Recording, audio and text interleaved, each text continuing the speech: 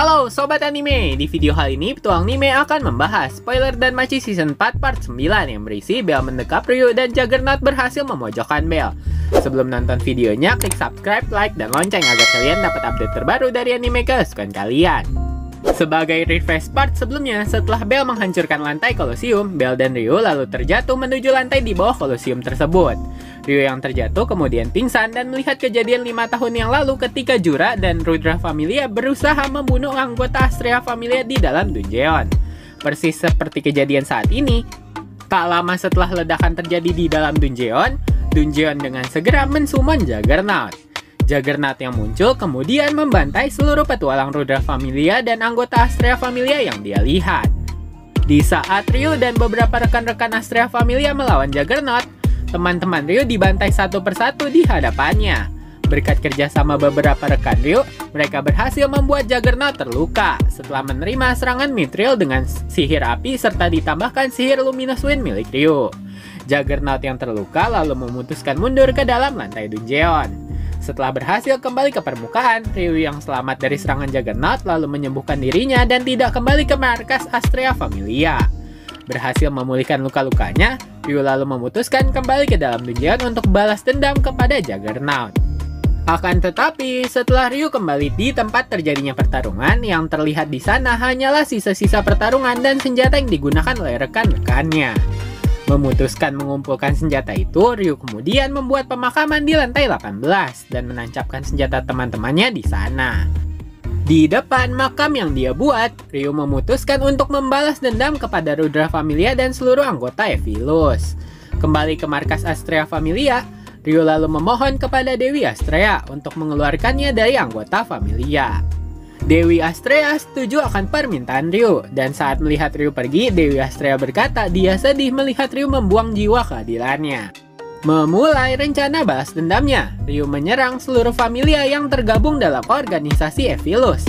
Tanpa ampun, Ryu membantai seluruh anggota yang tergabung dalam Rudra Familia dan menghancurkan markas Familia itu menggunakan serangan sihir yang dimilikinya.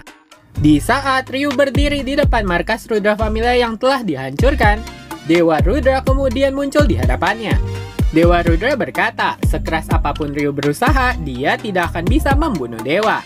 Dewa Rudra kemudian tertawa jahat dan berkata dia sangat ingin Ryu bergabung dengan familianya. Akan tetapi Ryu mengabaikan permintaan Dewa Rudra. Tak lama setelah Ryu membantai petualang yang tergabung dalam organisasi Evilus, Dewa Rudra dan 4 dewa lainnya ditangkap oleh Guild dan dipaksa kembali ke surga. Tindakan balas dendam Ryu kemudian mengakhiri zaman kejahatan di kota Orario. Yang kemudian setelah Ryu kehilangan tempat dan tujuan, Ryu ditemukan oleh Sir dan akhirnya bekerja di tempat Cafe Mia berada. Setelah sadar dari pingsan setelah jatuh dari lubang Kolosium, Ryu yang tertimpa puing-puing Dungeon dengan segera digali keluar oleh Bell.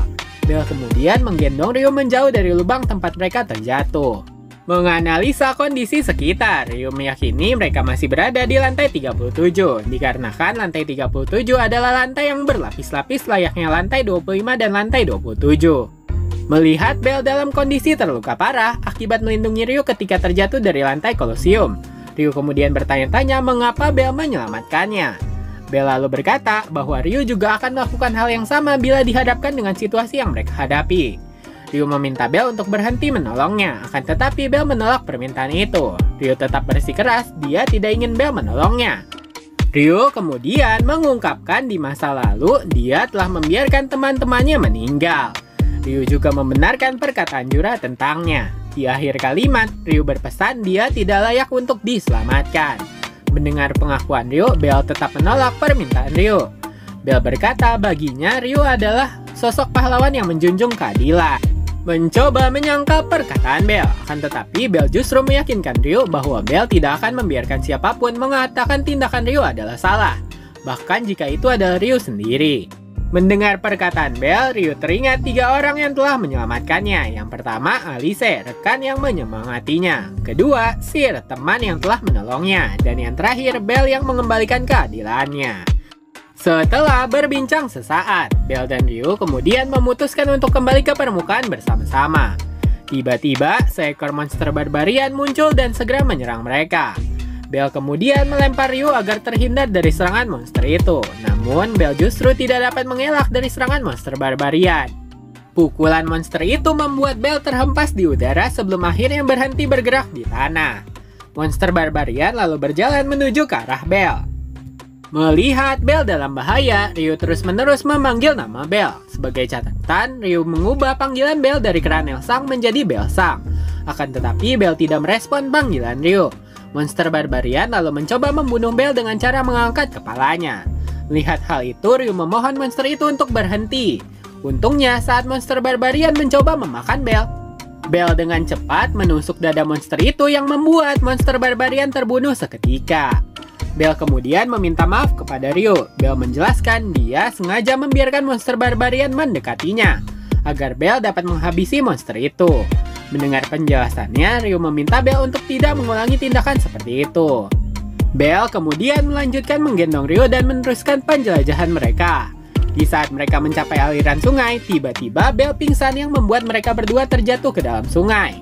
Ryu dengan segera menarik Bell keluar sungai dan merapalkan sihir penyembuhan Noahil kepada Bell. Menyadari Bell terkena dehidrasi karena kekurangan air, Ryu lalu memberikan air dari mulutnya menuju mulut Bell. Beberapa saat kemudian, setelah Bell sadar, dia dan Ryu membisu dikarenakan mereka hanya menggunakan beberapa helai pakaian saja. Dikarenakan pakaian mereka basah setelah terjatuh ke dalam sungai. Merasa malu karena hanya menggunakan jubahnya sebagai penutup tubuhnya, Ryu bertanya-tanya di dalam hati mengapa dia menjadi malu-malu. Ryu mengingat di saat Bell melihatnya mandi di lantai 18 dulu, Ryu tidak pernah merasakan hal seperti itu. Ryu kemudian bertanya lagi kepada Bell mengapa dia menyelamatkannya. Bell dengan segera berkata dia tidak ingin membiarkan orang yang dikenalnya meninggal.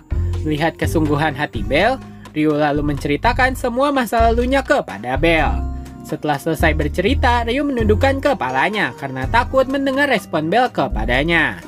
Bell kemudian mengatakan kepada Ryu dia harus bertahan hidup. Karena itulah yang diperjuangkan rekan-rekan dari Astrea Familia kepada Ryu. Bell menambahkan rekan-rekan Ryu pasti akan marah bila Ryu tidak menghargai hidup yang telah mereka perjuangkan.